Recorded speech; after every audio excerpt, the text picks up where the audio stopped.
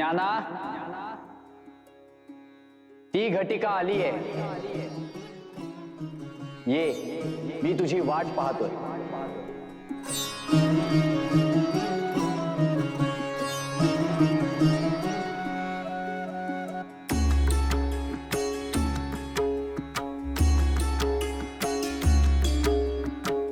गुरुदादाला काहीही झालेलं नाही.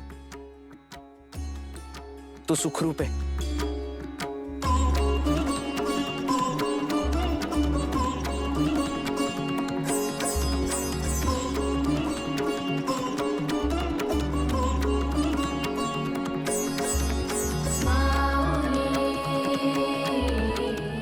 मी आलोच.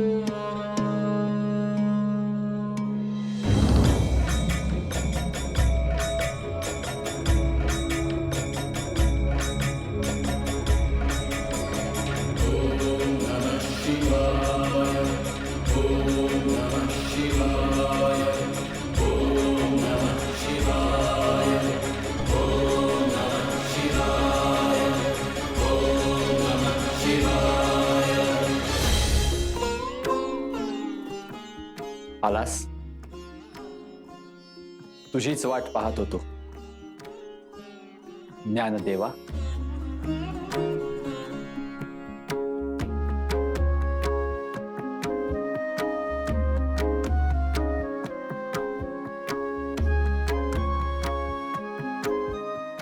गुरुदादा,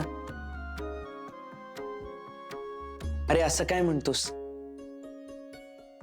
तुझी ज्ञाना, ही साध ऐकण्यात जो आनंद आहे तो दुसऱ्या कशातही नाही. आणि तूच मला अशी हाक मारतोस. दादा, मी तुझा धाकला भाऊ आहे ना. आणि आज पावे तो तुझंच बोट पकडून इथवर आलोय. आता तेच बोट सोडायची वेळ आली. गुरुदादा, अरे तू आमचा मायबाप, तूच आम्हाला सोडून जाणार? मी कुठेही जात नाही, पण आता जायचंय ते तुला. कुठे? या असं म्हणतात विहार करायला. एकदा का आपल्या पिलाच्या पंखात बळ आलं की आसमंत आपलासा करण्यासाठी त्याला वाट मोकळी करून देणं हे आई वडिलांचं कर्तव्य असतं. आणि तेच मी देखील करतोय.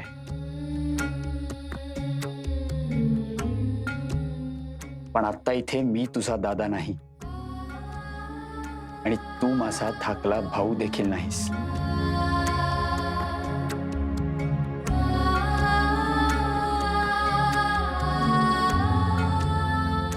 मी श्री गुरु गहिनीनाथांचा अनुयायी आहे. मी आहे श्री गुरु आदिनाथांपासून श्री गुरु मत्स्येंद्रनाथ आणि श्री गुरु गोरक्षनाथांच्या गुरु परंपरेचा पाईक.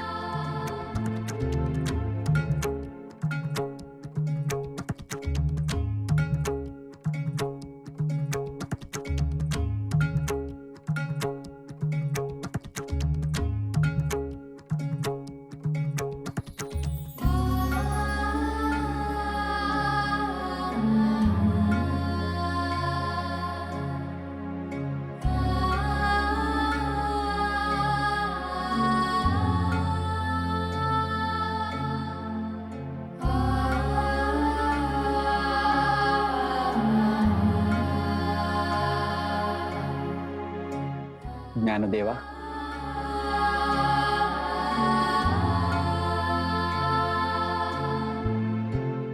हे जन्म मृत्यूचं चक्र योजण्यामागे ईश्वराचा मोठा मानस आहे. तीव्र वेदनेतून जन्माला आलेल्या प्रत्येक जीवाला त्याचं कर्म विधात्यानं आखून दिलेलं असतं. पण त्याही पलीकडे जाऊन काही जन्मांच्या मागे असतो तो ईश्वराचा विशिष्ट हेतू. जसा श्रीकृष्णाच्या जन्मामागे होता. हो, आणि तोच हेतू तुझ्याही जन्मामागे आहे ज्ञानदेवा. अशा लोकांच्या आयुष्याची खडतर वाट ही वरूनच आखलेली असते आणि त्यावरून चालण्याची शक्ती देखील त्यांच्या ठायी जन्मतःच असते. परीक्षा असते ती केवळ ती शक्ती ओळखण्याची, त्या शक्तीच्या मागे असलेलं अंतिम ध्येय उमगण्याची. आज पावेतो झालेल्या काही परीक्षांमध्ये तू उत्तीर्ण झालायस आणि काही परीक्षा अजूनही शेष आहेत. पण आता मात्र ईश्वरी संकेतानुसार वेळ आली आहे ती तुझ्या अनुग्रहाची.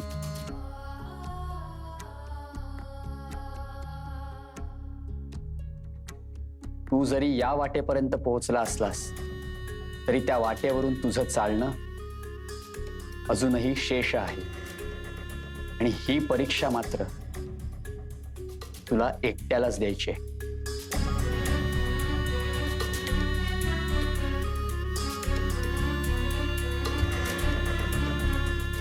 हो, मी तयार आहे.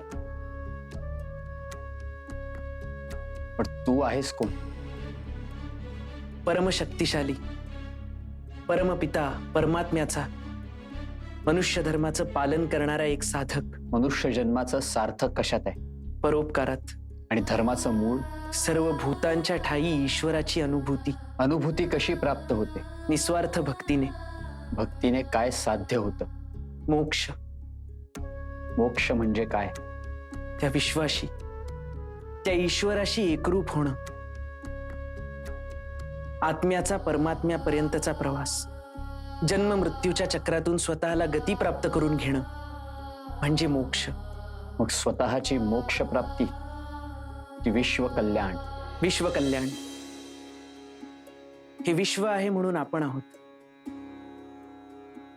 या पृथ्वीवरचा आपला जन्म त्या ईश्वराच्या इच्छेने झालाय. त्यामुळे त्याच्या मनी असलेली योजना पूर्णत्वास नेणं हे आपलं आद्य कर्तव्य आहे. पृथ्वी, पृथ्वीपेक्षा जड काय? पातक, ज्याचं ओझं कमी करण्यासाठी हे जन्म मृत्यूचं चक्र, जे मानवाला अज्ञानाच्या अंधकाराकडून ज्ञानाच्या प्रकाशाकडे घेऊन जाईल. वायूपेक्षा हलकं आणि प्रकाशापेक्षा वेगवान काय आहे? मन. मनावर नियंत्रण कसं ठेवायचं? श्रद्धेने. मनाला शांत करण्यासाठी हवा आधार, आणि हा आधार म्हणजे हरिनाम. त्या हरीवर श्रद्धा असेल तर मनात कोणतीच भीती आणि चिंता उरत नाही. मनी उरतो तो केवळ सद्भाव. पण मनुष्याच्या ठायी असलेला वैरभाव, इतरांविषयीचा द्वेष, याचं मूळ कोणतं? अविवेक. मानवी शरीराचा खरा धर्म न समजल्यामुळे मनात येणारे अविचार. मग मानवी शरीराचा खरा धर्म कोणता? कोणतीही आसक्ती न धरता इतरांच्या कल्याणासाठी देह झिजवत राहणं. आसक्ती दूर कशी करायची? समर्पणाने. समर्पण कोणाच्या ठाई? गुरुच्या. गुरु म्हणजे कोण? आपल्या जीवनाचा खरा अर्थ. आपल्या आयुष्यात गुरु नसेल तर आपलं जीवन हे अर्थहीन आहे. अनंत कारणांनी मनात उद्भवणारा अहंकार, मत्सर, द्वेष हा दुर्गुणांना कारणीभूत ठरतो आणि त्यावर नियंत्रण ठेवण्यासाठी आवश्यकता असते ती गुरुच्या आशीर्वादाची. अनन्य भावे त्या गुरुला शरण गेलं की अहंकार नष्ट होतो आणि षड्रिपूंवर मात करण्याची शक्ती मिळते. आणि आपण जीवनाच्या कुठल्याही परीक्षेत उत्तीर्ण होऊ शकतो ज्ञानदेवा. ईश्वरी संकेताप्रमाणे तुझ्या अनुग्रहाची वेळ झाली.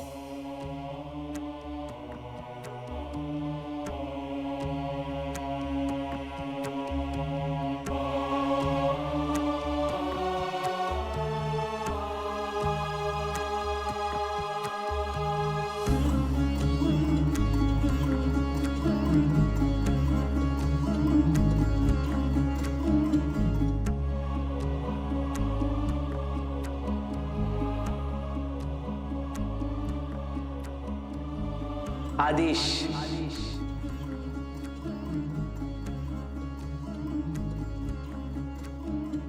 आदेश. तत्वमसी. तत्वमसी. अहम ब्रह्मास्मि. अहम ब्रह्मास्मि. अयमात्मा ब्रह्म. अयमात्मा ब्रह्म. प्रज्ञानम ब्रह्म. प्रज्ञानम ब्रह्म.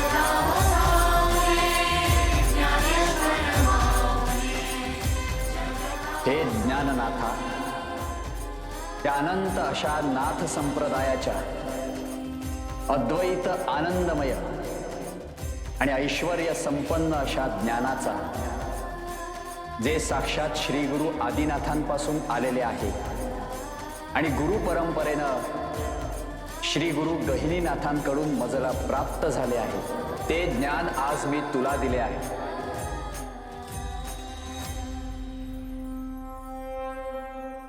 आजपासून तू ज्ञानदेव नाही, तू ज्ञाननाथ झाला आहेस. तू सनाथ झाला आहेस. हे संपूर्ण ब्रह्मांड, ही अनंत धरा, हा विश्वाचा पसारा, ज्याची आतुरतेनं वाट पाहत होता, त्या ज्ञानाचे आणि त्या कैवल्याचे प्रकटीकरण व्हावे, यासाठी तेच ज्ञान आणि तेच कैवल्य आज ह्या नाथ परंपरेतून भक्ती उपदेशानं तुझला प्राप्त झाले आहे. त्या नाथ संप्रदायाची अतिशय ज्ञानमय, तपस्यामय, तेजस्वी अशी गुरु शिष्य परंपरेची गंगा आज तुझे हृदयी प्रविष्ट झाली आहे. ही पतित पावनी गंगा ज्याप्रमाणे सर्वांना पवित्र करते, पावन करते, पापमुक्त करते, ती स्थिती आज तुझी झाली. ज्ञाननाथा, नाथ म्हणजे अनंत असणारा, नाथ म्हणजे सांभाळ करणारा, नाथ म्हणजे काळजी वाहणारा. ज्ञाननाथा, सर्वसामान्यांना दुर्लभ असलेल्या मोक्ष प्राप्तीसाठी मार्गदर्शक असणारे वेदशास्त्र पुराण आणि श्रीमद भगवद्गीतेतील गूढ ज्ञान सहज सोपे करून तुला सर्वसामान्यांपर्यंत पोहोचवायचे आहे. तुझे आणि तुझ्या कृपेने या विश्वाचे कल्याण हो.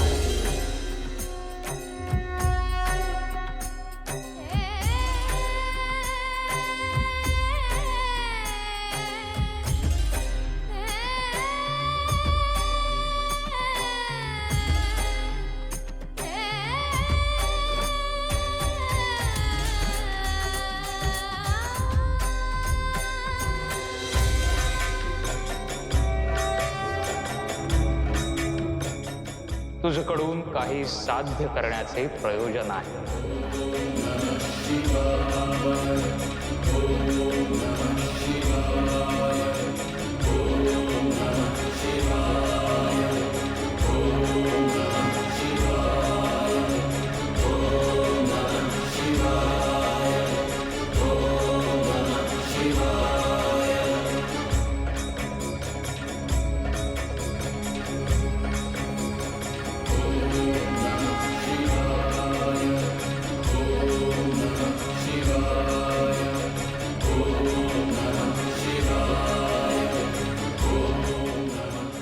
आदेश.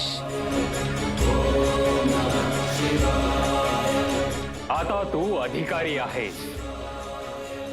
ज्ञानाचा अल्लख गाजव. हे अद्वयानंदांचं वैभवचं अलख निरंजन. आजपासून विश्वाच्या कल्याणासाठी तू सिद्ध झाला आहेस. परंतु अजून काही परीक्षा शेष आहेत. त्यासाठी तुला सिद्ध व्हावं लागेल. अलख निरंजन, अलख निरंजन, अलख निरंजन. आदेश.